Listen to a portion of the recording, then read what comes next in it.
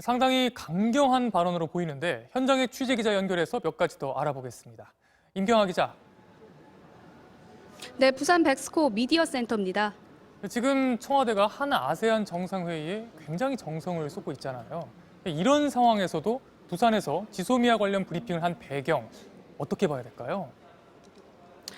네, 크게 두 가지로 보입니다. 먼저 조금 전 보도해드렸지만 일본 측이 22일 합의 발표 때 신의 성질을 어겼다는 것, 그리고 이후 일본 언론을 중심으로 터무니없는 왜곡 보도들이 나오고 있다는 겁니다. 지난 이틀간 일본 보도를 보면 퍼펙트 게임이다, 양보 없이 완승했다, 이런 당국자 발언이 인용됐죠. 또 일본은 합의해줄 생각이 없었는데 한국이 WTO 제소 철회까지 들고 나와 합의해줬다든가 한국은 미국으로부터 주한민국 축소를 압박받았다는 보도까지 있었습니다. 이에 대해 청와대는 사실과 전혀 다르다, 완전히 소설이라고 설명했습니다. 한미 간 협의 과정에서 주한미군 문제가 공식적으로 일체 거론된 적이 없고 수출 규제 문제도 일본이 먼저 협상하자면서 접근해왔기 때문에 합의가 이루어졌던 겁니다. 지소미아 문제에 정의용 실장이 직접 설명에 나선 건 처음 있는 일인데요. 그만큼 청와대가 현재 상황을 심각하게 인식하고 있다고 볼 수 있을 것 같습니다. 일본의 언론 플레이와 왜곡된 보도를 그냥 놔둘 경우 강제징용 판결에서 시작된 이번 사안에 대한 우리 정부의 일관된 입장이 왜곡될 수 있고 결국 이건 앞으로의 협상에도 마이너스가 될 수밖에 없다고 청와대가 판단한 것으로 보입니다.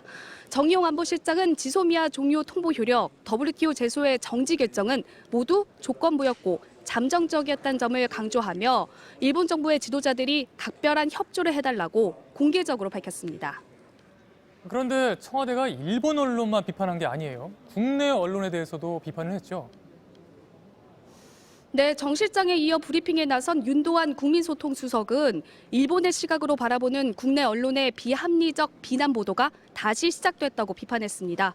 윤 수석은 지소미아를 연장하지 않겠다고 하자 안보가 붕괴될 것이란 보도가 난무했지만 당시 지소미아 카드를 쓰지 않았다면 지금까지 아무런 진전도 없었을 거라고 설명했습니다.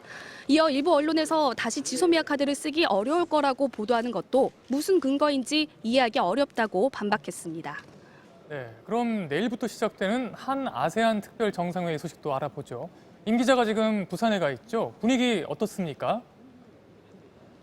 네, 개막을 하루 앞두면서 내외신 기자들이 속속 모이면서 분위기가 조금씩 무르익고 있습니다. 취재진 등록 규모는 2천여 명에 달합니다. 조금 전엔 창원에서 한 아세안 스타들이 총출동한 전야제 콘서트 아세안 판타지아도 열렸고요.